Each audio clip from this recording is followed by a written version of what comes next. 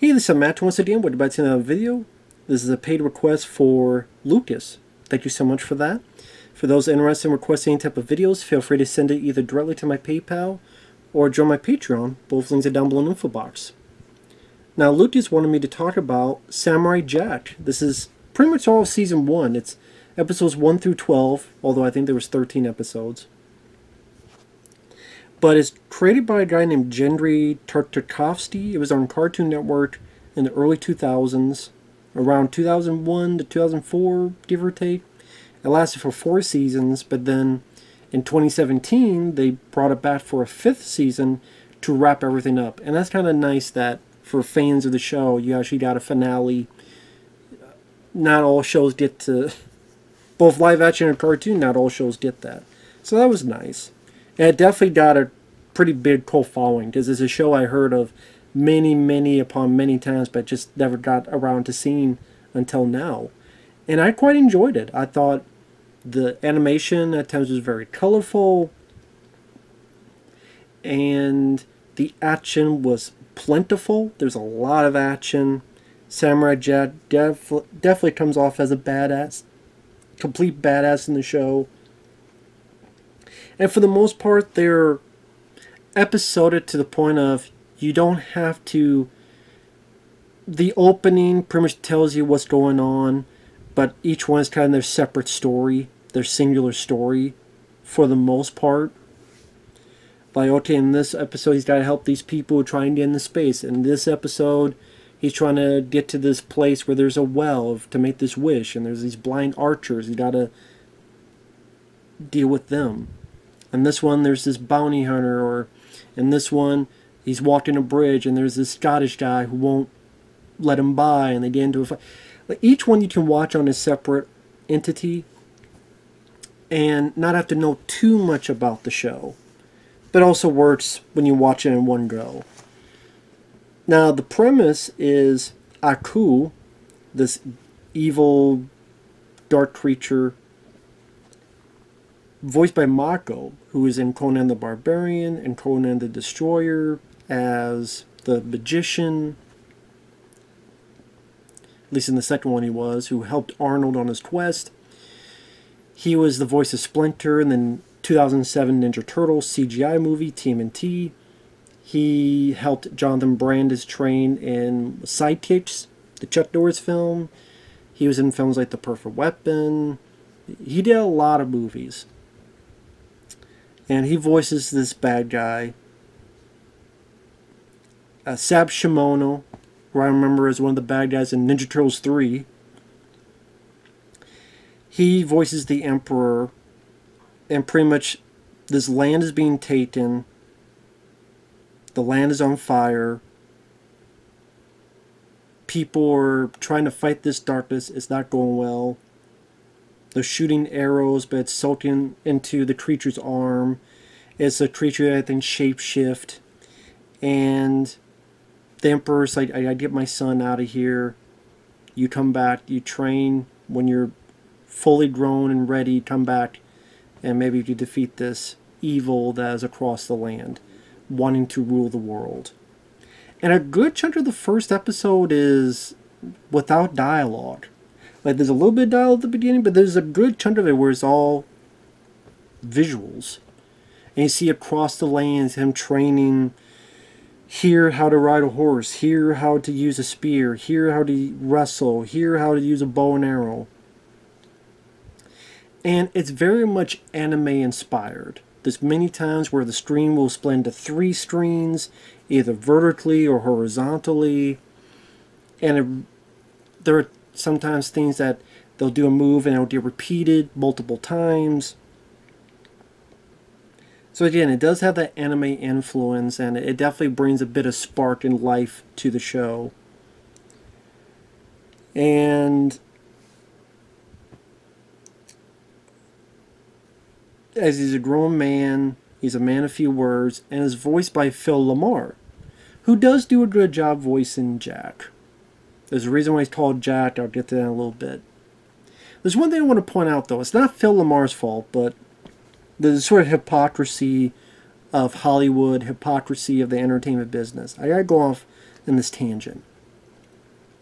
Why is it that it's so awful for, let's say, Hank Azaria to voice Apu, or who was it? Dr. Hibbert, who's kind of inspired by Cosby, the voice actor doing that, he can't do it anymore, just because of his race. I can't believe I forgot his name. He was in... I'll look it up real quick. He was in This Is Spinal Tap. I don't know how I forgot his name. Harry Shearer. So it's awful for them to voice those characters, but it's fine if Phil Lamar voices this character. Again, I just find that very hypocritical and very weird. Where it's okay if you guys do it. No, it's not okay. If you do it, it's okay. Like Phil Lamar, he's a black guy, and he's voicing an Asian guy. And he's a black guy who voiced, I think, a white guy in Kevin Smith's He-Man cartoon. Don't get me wrong, I don't want him canceled or anything. I think he does a good job. My point is, it shouldn't matter. The actor, if they do a good job, should matter. But I'm sitting there going, so it's alright to go after Harry Shearer so much that he decides to quit the role. I'm not doing the role anymore. I'll do other roles and keep doing my job. That's fine. I'll do these other jobs, but I won't voice Apu anymore, and now that character's gone. But Phil Lamar, he can voice Samurai Jack. Again, even, I don't know, maybe nowadays, I don't know. It's just a very big hypocritical crock of shit, to be perfectly blunt. Again, I have nothing against Phil Lamar voices here. My point is, that should not be an issue at all. And then they do this whole political BS crybaby thing that PC people do. It was ridiculous. But anyway, again, it's all hypocrisy. But yeah, I mean, right from the get-go in the first episode, he's helping these people out when he's back. He's got his sword, the sword that could cut through anything. He fights these red-suited minions, cutting them in half. And it seems like a violent show, but then you realize, a lot of them are robots. Because one thing leads to another, he's fighting darkness, he's doing well. He's got a trick up his sleeve, though. Sends our lead character into the future. I don't know if they say how many years in the future, but very far into the future. And the rest of the show is him trying to find a way to get back home, find some kind of time travel device. So you get back home, defeat the entity, so this future under Aku's control will stop. And that's his journey throughout the rest of the show. I read up that one of the inspirations was Kung Fu, the TV show with David Carradine, which makes sense when you watch it.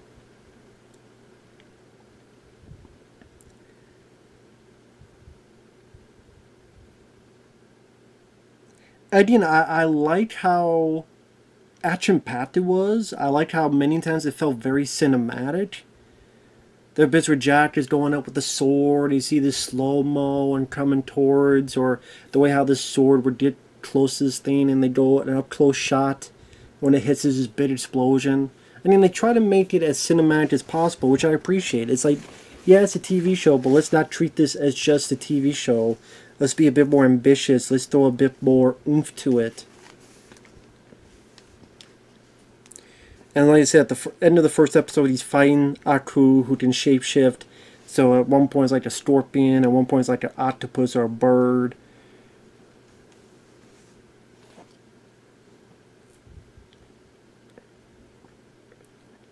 And again, like impalement, and you have this bit of explosion happening. But again, one of Lisa and Ellie's going to the future, and this is where you get the rest of the show, episode 2 onward, where he's now in the future. And he's a fish out of water. He's trying to figure out what's going on. So episode 2, he's seeing these flying cars and doesn't know what to do. So he's trying to get out of there. People trying to run him down or shoot at him. And he's cutting the cars into pieces. He meets these 3 aliens. It's a world where there's a lot of aliens and animals that are on 2 feet and talk. And he's trying to figure all this out. And the reason he's called Jack is because these 3 are taught in slang. And one of the slang is they keep calling him Jack. They're like, "Word, what's up, Jack?" So later on, when people ask what his name is, he's like, "Oh, they call me Jack." And they definitely have a variety of different aesthetics for the creatures throughout the show. So, I mean, they definitely change it up with each episode. Sometimes there are humans, but then there's also a wide variety of creatures they could put into this. I recognize some of the voice actors in the background for characters. Rob Paulsen voices a couple characters on the show. Rob Paulsen was the voice of Raphael in the 80s Ninja Turtles cartoon, the voice of Donatello in the 2012 Ninja Turtles cartoon. He's done a lot of other stuff. I think John DiMaggio, who I think was the voice of Bender on Futurama, I believe, he voices a couple background characters. There's one episode when he goes under the sea and there's a race of creatures there. One of them is voiced by Mark Hamill from Star Wars. So from time to time, you can hear some recognizable voices on there. And like I said, each episode just went at a very fast pace. And it doesn't take long for the action to start. Like episode 2, you try to figure out what's going on, and he meets these aliens, and he gets led to this club. And I don't blame him. There's this like oomph, oomph, oomph, oomph club music playing, and he has his hand on his ears. I'm like, I'd be doing the same thing, because this sounds awful to me as well. And these creatures try to gain up on him. What are you doing here? And he's like cutting all their hands off. And there's like 40, 50 of them. He's just cutting hands off, cutting hands off. It's like, you think Star Wars cutting a hand off is something? Let me cut 40 pairs of hands off. It's like, geez. A bit more violent than I thought. Now, granted, a lot of the violence they get in there, they're robots. But it's still, you can tell like it's robots. But then when they're cut in half, you see a bit of red inside. Or like it's supposed to be other stuff, but it looks like bones, but it's not really. So it's like they try to have their cake and eat it too for the ratings board. There's another bit where like he's cutting these robots. They spurt off this black stuff. Granted, it's their blood getting on his face, but it's black, so like oil, so it's okay for the ratings board. But the rest of the episode is pretty much, there's this dog voiced by Rob Paulsen, and these other dogs are like excavate these gems. And he kind of realizes they're in trouble and they want his help. I like some of the backgrounds, some of the red hue skies. Reminds me of the Red Sky episodes of Ninja Turtles. And then you get to episode 3. I would say the first 3 episodes are kind of the full pilot. They get the full gist of it. I believe they were released as a movie as well. Samurai Jack the movies, these 3 episodes put together. Just the 3rd episode is pretty much all-out action. He creates a plan. I do like they keep the fish out of water quality where he's trying to do it but it doesn't work, and the guy's like, oh, yeah, I used the pen that way. Well, it's cute, but doesn't overstay its welcome or isn't too cringy. They help create the traps, and then Samurai Jack just goes buck wild. Just is like 100 of these Beetle drone robots. Like for 10 minutes straight, it seems like he just mowing them all down. He mows like 100 down. Whereas like he's shooting arrows and there's explosions. He's firing multiple arrows to destroy some of them. He takes a spear, he's spearing some of them, or a javelin, spearing multiple at the same time. He slices a bunch of them, and you see that he's getting more cut up. So there's a bit of blood. You see like he's a bit cut up. He has to take his shirt off, because of course it's action. You gotta take his shirt off, show his body. So he's pissed and he's going on a rampage. That's where he's like cutting them in half, and the blood or the black oil is getting on him. And again, just the use of slow-mo and the use of like different angles, and one shot would be like split into 2 or 3. Like again, very anime style, very ambitious, and very badass. Like near the end, there's literally a point where some of them are trying to escape, and he's like, "No, there is no escape." And he just mows the rest of them down. So it's okay, they're robots, so we can get away with the range board, but at the same time, he still showcases how much of a badass he is. This isn't when even robots want to get the hell out of Dodge and away from you. So, like, this first 3 episodes, I'm like, okay, I'm game for this. Let's see where this leads to. And like I said, the rest of the show, the kind of episode, will he find a way to get back home? Will he find a clue to get to the next destination? And he's helping people along the way. So, like, episode 4, there's this hairy beast that's being chased by these little guys with tridents who are in these white suits. He just dragged along, he stops the beast, but then he comes to find out that these big hairy beasts called woolies, they're actually slaves to these little guys with tridents, so he helps them out, helps them escape, learns the backstory. I thought it was funny, like, we're disappointed where, like, there's a ton of them surrounding Samurai Jack. I guess because they're not robots, he can't do too much, but he's, like, whipping them, and they're flying around. Just the fact he's, like, whipping all these guys like a bug. Just that visual did make me laugh. And he did some nice music to really amp up the proceedings, especially when him and the beast is trying to climb up to get to this orb to free the other beasts. And like the music does have a bit of an epic feel to it, which I appreciate. And it's still a kid show, so once in a while you have a goofy bit of humor, like the creature going, I can't make it, I can't make it. So Jack pokes it in the ass, so it goes up and lands. So yeah, I mean, at times it's like, let's remind you it is a cartoon. Some may like that, some may not. I didn't mind it because it seemed few and far in between. But at the same time, it's stuff I can understand why it was in there. Like, it didn't bother me a whole lot. And while I would say I liked the first 3 episodes more, that was a interesting diversion to see like what kind of different animals, beasts, and cultures are in this future. Because they even set up in the first 3 episodes that because of what Aku did, he didn't just want to rule this world, he wanted to rule other worlds. So he opened it up so other planets can converge on Earth and trade and live and open up that space, so to speak. So that's why there's so many different creatures here.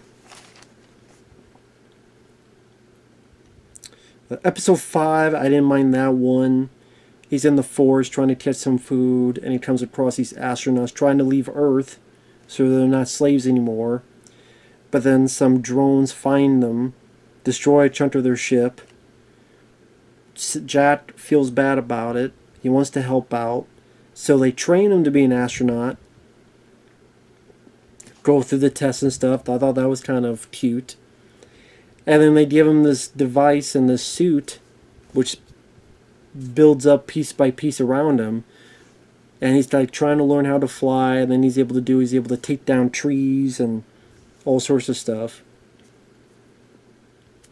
So they have the idea like, hey, if you come with us and you help us, you defend us, when we get to a certain point, you just shoot out, jettison around the sun, and go back in time. So I guess you'll do like in Star Trek 4. You know, do a slingshot and go back in time. But before that, it was kind of fun. It was okay, it's a different type of environment. Now we're in space, and he's outside the spaceship, and he's like all these different bug drones. But it's like all different kinds. So there's ones that are like ticks trying to drill in. So he remembers like one thing he did is you burn a tick. So he gets like his sword into his backpack, his jetpack, it's lit on fire and starts hitting them and they burst. Yeah, it's ridiculous, it's silly, it's goofy, but it was kind of, I like the gun-ho rush that was given me, because there's like not a lot of slow spots during this season. There's these bee drones that fire missiles and he uses it against them. Now there's a bit where there's this group of bugs put together that's going to destroy the astronaut ship, And they even tell him, listen, it's fine. It's very, very unlikely that they'll be able to shoot us. But he's like, I'm not going to take that chance. Now, granted, they say, like, listen, you get in here and you go back in time. But if you do this, you're going to lose your spot. Now you say, okay, he's doing the noble thing. He's going over there to stop this for that slight chance that these people will get hurt. Of course, the part of my brain's going, well, yeah, if you jettison and you go around the Earth and you go back in time, then you could kill Aku, and then everybody would be fine regardless. So you protecting would not matter, or them dying would not matter, because you go back and fix things in the past, and then they'd be perfectly fine no matter what. Unless there's a slight chance that, well, they all might be destroyed before he's able to get the chance. But it didn't seem like they were playing it off that way. It seemed like it was like this choice. And he wants to use the moral choice to help these people and sacrifice his chance. But then you're thinking, well, if you go back in time and kill him in the past, then it wouldn't matter anyway. But, you know, it is what it is. And these must be some badass suits, because the astronauts get to safety, they get the hell to wherever they need to go. Jack destroys all the bugs and the devices. He's in space. He pretty much dive bombs back to Earth through orbit. I'm like, man, this must be a hell of a suit to go into the atmosphere of the Earth and go all the way down like a shooting star and land. And he comes out and his suit's gone, but he's like pretty much fine. Got his sword, walking. He's not crippled. He's not brain dead. He's not dead. But yeah, it's like, okay, that just shows how. It definitely goes for the more badass quality, which I'm fine with. That doesn't bother me at all. Some people may complain about that, but I thought it was kind of fun for what they were trying to do with this.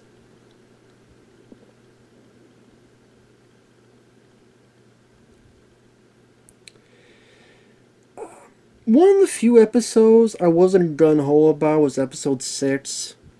This, I'm like, I could have skipped this one.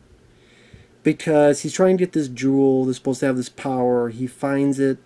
He can ask it and they'll help him go back in time. But then amongst some troubles, this green-skinned woman warrior helps him. He's, oh, well, what are you doing? Oh, well, you know what? You're welcome. You just say you're welcome. So they team up and then they ride together, and you tell that he's starting to like her a bit. They fight a couple creatures out in the desert. They ride some more until they get to the jewel, and then you find out that this woman, spoiler, is Aku, dressed up as a woman. I'm like, oh, okay, that creates a couple questions.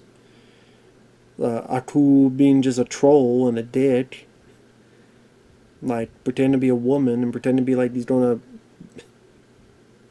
That'd be even weirder if they did kiss or something. They'd be like, but they don't do that. But just one of those things where it's like, okay. So you have this character that just ends up being a trick and a troll. And nothing is gained, nothing's learned, nothing's really accomplished. It's just a guy being trolled. He didn't save anybody. He didn't get anybody to safety. It's just he got trolled. Live and learn. So it just felt like nothing was accomplished, nothing was gained. I just didn't really find it that interesting, that exciting. And it doesn't matter about the lady, the green-skinned warrior lady, because she's not real at all. It is interesting, though, that there's a bit where some dancers come in, and you see, like, Jack is excited, but you see that the lady's excited. Like, she's smiling, too. But then when the guy comes in, Jack's not looking at him, of course, but you see that the girl is, like, blushing. And I'm like, When you watch that again, it's like, oh, it makes sense, because Aku's not into men, I guess. Even pretend to be a woman, so she wouldn't be into it. But other than that, I just thought it was I thought it was the weakest episode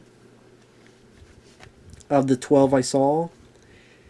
But after that is, I thought, one of the strongest episodes. Probably my second or so favorite episode of these 12. And that's where Jack has to...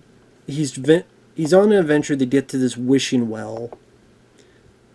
But in doing so, he hears his legend. And the first chunk of the episode is the guy retelling what happened, where his army was killed by these thousands of arrows, demolished. But he barely got away. He warns Jack, don't do it, but he does it anyway. And it's like this nice looking area of snow, and there's wildlife there. And these archers that will fire again like 100 arrows. And you come to find out that those three are blind. So he goes back to his training. He limits his senses to try to fight on their terms. So if I hear a noise, they will hear it as well. It's just kind of cool. It's an interesting, different type of premise. Didn't feel like a repeat of other episodes. I like the environment. I kind of like the idea of just this kind of back and forth arrow fight and dodging all these arrows and these close calls, and the fact he's dealing with these three blind archers. It's just such an interesting and different type of plot that let me intrigued to see what would happen next. Again, the animation, the style, the slow-mo, the close calls, the ways they make it more cinematic, really do appreciate it. Like this slow-mo where this arrow's coming towards him, and in slow-mo he gets the arrow in half, and then it moves to like this higher angle. We see just how the sword is making the arrow be cut in half, and to show the importance of that. And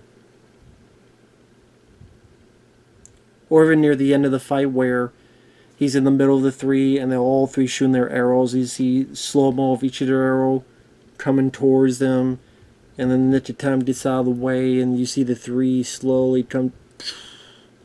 I appreciate they try to make it more like a movie, like what you would see in a movie. To repeat myself, more cinematic, and that's one of the many things I liked about this.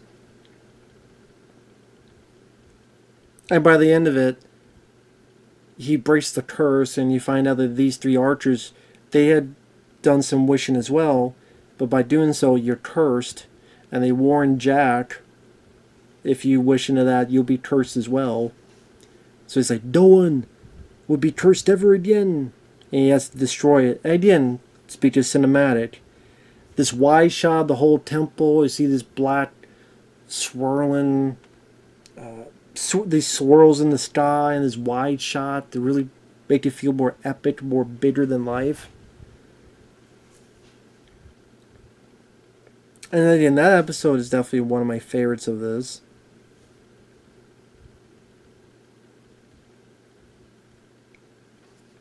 Number 8 was a decent episode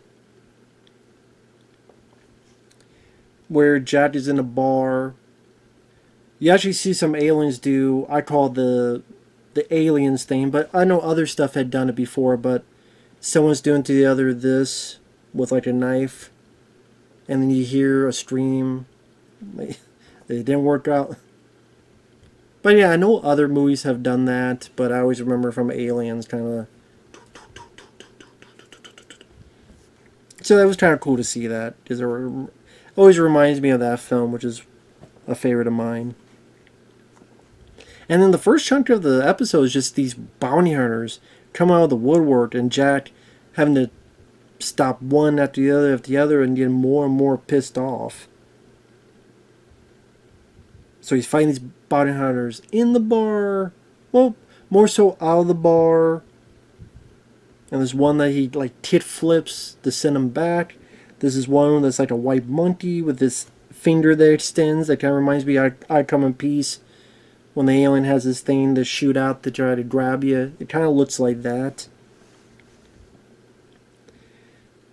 And doing bat flip kits and making some of these guys explode. And there's more of these bounty hunters coming out of the woodwork. And you tell the more he stops, the more pissed he's getting. I did like that in the bar while this stuff's going on. You still have this one lady creature dancing to what sounds like almost wannabe Austin Powers. That it's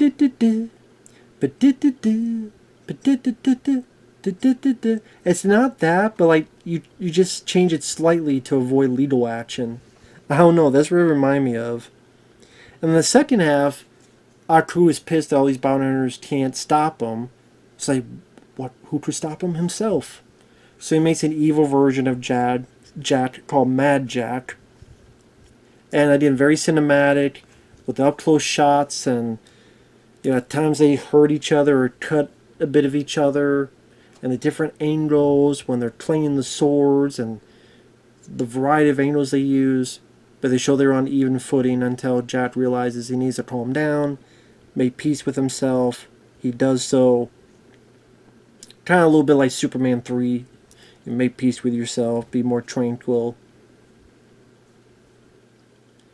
I didn't like, there's a bit where he realizes he gotta do this, so he's kind of looking and he visualizes a tree. And the camera like focuses into a tree. And it cuts to like a tranquility of a waterfall. Like I said, it's a show that, even though it's a kid's show, it doesn't talk down to people. It doesn't talk down like it's just a kid's show. Another thing, it's hard to say, is it a kid's show? I mean, I guess technically you would say yes, because it's a cartoon. And, mostly he's killing robots and stuff. But the seriousness, how most of the show is, and the way it's done, I mean, it's definitely, like, kids can watch it and you wouldn't have to hide anything, but it does seem like an older audience may appreciate it more. Although, again, it's a lot of action, which I approve of, and even as a kid I would have enjoyed this. So I did like that one. Episode 9, that was okay. That was one where he went under the sea, and there's this fisherman type of society who invite him in because they say they got a device that he could use. But you find out that they're working for Aku. They made a deal that if we give you to Aku, he'll take our city and go to the surface. Which seemed like it was pointless because their city still went to the surface even without Aku's help. So that's why I was a bit confused. I'm like, it seems like you guys could go to the surface regardless, or fairly easy. So I don't know why you needed Aku's help to begin with, but maybe I missed something. That's the one where Mark Hamill voices one of the fishmen. The other ones, like, one sounds like Sean Connery, one sounds like one of the Beatles, and then one of them is Mark Hamill. And again, this was okay. I thought it was one of the lesser ones. It's pretty much like the setup. Then he gets trapped. The fish realizes that Aku are going to betray them, so they try to fight Aku. Not that it does anything, because Aku just beats the hell out of them. So they realize they need Jack's help. They rescue him. And it's not a whole lot. Pretty much go back. What? Yeah, go back, trust me. He torpedoes out, goes right through Aku, and then he kind of runs away. They apologize. He says it's okay. They pretty much risen up to the surface regardless, to the top part of the ocean. And that's what I mean. It's like Jack didn't have a whole lot to do, and the aliens, like, for what they wanted, it seems like you got what you wanted, and didn't seem like it was that tough to do. So I didn't, unless I missed something. So I guess I would say if there's a weaker episodes, 6, and actually 6 is not the weakest episode. I'll get to that. I just remembered the weakest. But 6 and 9, I thought they were the lesser ones.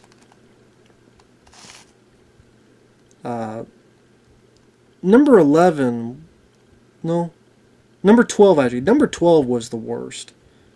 So I guess that's last. There's 13, but he only wanted the first 12 episodes. So that's the worst one. I'll get to that in a bit.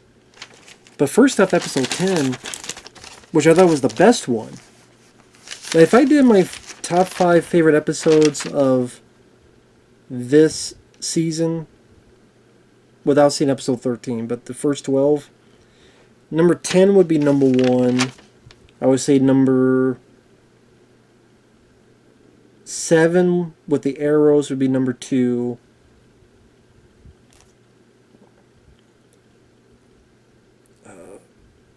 Actually, no. The third episode with the Beetlejuice is number 2. The one with the arrows would be number 3. The one in space would probably be number 4. And then I would say like the first episode, number 5. But episode 10, why is my favorite? This just hit all the right moments for me. He's walking through a field and he keeps hearing this voice and he doesn't know what's going on. And push comes to shove, amongst this flutter of wind, he gets into this volcano. He doesn't want to go there, but he has to. And it plays like a video game in a good way, where there's like traps of spikes, and he uses shields to block some of them, and this treacherous landscape where there's walls of steam and there's obstacles that are falling apart. Again, like a video game, like playing Crash Bandicoot or some other level. Runaway lava, falling platforms, until he gets to this like golem. It's made of rock, but the way the red is done looks like something from Tron. Meaning it looks like, imagine like a golem, but the red will peek out from bits here and there, like in Tron, the bad guys in Tron. I actually like that look. And you found the backstory, which is a very tragic backstory, where this guy who was like a Viking, his land was being torn down by Aku. He tried to help save his people and his family. It doesn't work out. He gets trapped, forced to watch, and then Aku like buries him in a volcano. He's able to get his way out where he's in this rock body, but he can't die as of yet. And if he does die, he wants to die a hero's death so he could go to Valhalla, which is part of his culture. And he's almost begging Jack to fight him. Just Jack's like, I'm not going to fight you. Please, you got to do this, please. And ultimately does. And you get this really nice, satisfying fight. And the fight is pretty much, there's bits of the fight that's just done with music. Not the whole thing, but there are bits of the fight that's just done with music. You don't hear much of anything else. Defeats the guy. Jack is sorry. The guy's like, no, I'm glad you did that. Please give me my sword. You don't go to Valhalla. Jack walks away to continue his journey. You see the bits of Valhalla, heaven, that they're looking down. It just hits some nice emotional beats, action beats, straightforward storytelling with some nice cinematic artistry. I would say, if I had to pick one episode to show someone, they get a sense of what Samurai Jack is, and I would go with this episode 10, the lava episode, I guess I'll put it. That one really impressed me. I went, wow, this show could be really something. And episode 11 I thought was fine. He's on a bridge that goes on forever. There's this Scotsman who talks all the time. They get in each other's way. One won't move for the other. And this guy just always tossed down the Jack. I think he calls him a stoner at one point. Milk drinking, soy faced. I mean, what's these insults? So they fight, and the idea is that they both have magical swords, and they're both fighting.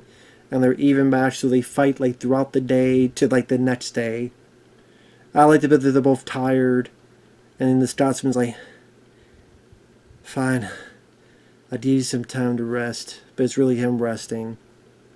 Until ultimately some bad guys find them. They're after you. No, they're after me. They're after me. No, they're after you. You know, that kind of thing. The bad guys are after both of them. So they get chained together, then they have to fight together. And they fight these bounty hunters together.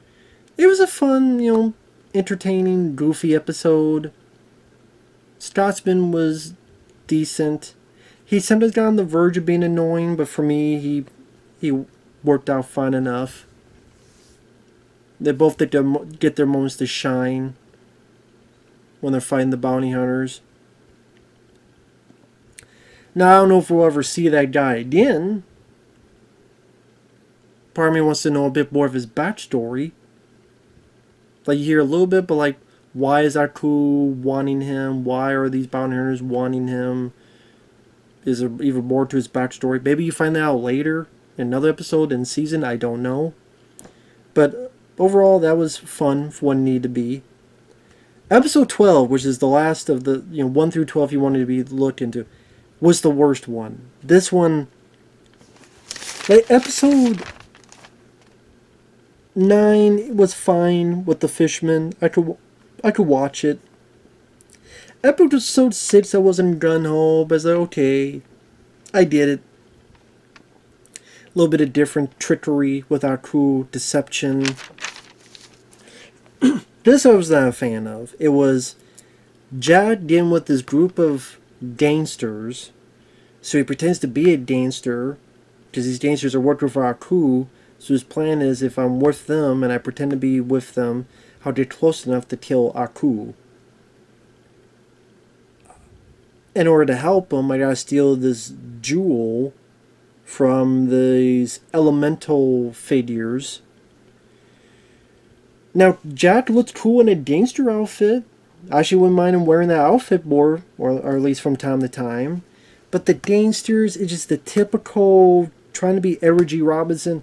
Say, hey, see, you know.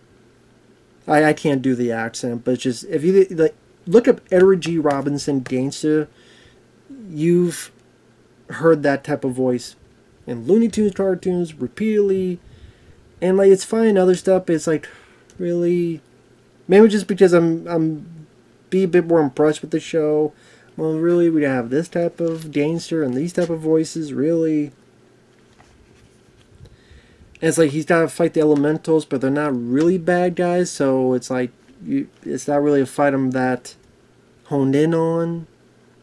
At least they didn't seem that bad to me. It's just they're protecting what's theirs, especially something that is for Aku, the evil darkness. And then by the end, it's like, okay, he's going to fight Aku, and he's doing well, but the gangsters knock him out. Because apparently he can't figure out that these guys are right behind him, ready to knock him out. Then he wakes up and they're like, oh, we tried to save you. We saved you. We knew that, our crew would be mad about you. And he may be mad at you, so we were saving you. You're our buddy. So Jack tells the truth and about the deception. Then he's ready to take the gem back. But then these guys go, oh no, we'll do it, Jack, we'll do it. And then Jack just believes in it. Now, I know you say he's naive because he's a fish out of water. I don't know if he'd be this naive, though. This naive to leave it in these guys' hands. And lo and behold, they use this because you could, I forget what you could do with this jewel. But you use it, like they use it to create some water, and they sell the water to people for a good price. So I guess you say they're giving people water, but they have to pay an arm and a leg for it, so it just felt like, okay, the bad guys kind of won and got what they wanted, and they're using this jewel to pony up their pockets, and Aku, of course, is still out there, because they're not going to kill the bad guy, especially knowing that there's 5 seasons, technically, of this. So it's just like, I like Jack's outfit, gangster outfit, that's pretty much it. They didn't care for the side characters of the other gangsters. So that was my least favorite episode so far. But yeah, the lava one, episode 10, the arrow one, episode 7, the 3-part pilot, even though there was like 4 and 5, like they were fine. There was a lot more good than bad. And like I said, I appreciate the cinematic quality of the show. Philomar, like I said, despite the fact that like it's hypocritical, it's two-faced, that it's bad that he does Apu, but it's okay if a white guy voices an Asian guy or a white guy on Kevin Smith's shitty He-Man show. That's okay, but it just I don't. It's not Philomar's fault. So he does a fine job. He does a good job as Jack. The episodes went by very quick for the most part. You get a lot of action. They definitely showcase how much of a badass Samurai Jack is. The music at times is very fitting for the episodes. Definitely a lot of different types of... Like, they don't feel the same and generic. Like, okay, now he's in space, now he's on... I mean, he's in... They changed it enough to make it seem fresh. Oh, he's in space, he's underwater, he's... You know, I don't know if they keep that up for the other seasons, but they did enough for this, so... Overall, yeah, I liked it. I was a fan of it. Thought it was pretty damn good. So, with that said, thanks for watching. Take care, everyone. And we'll see you guys later. Bye-bye for now.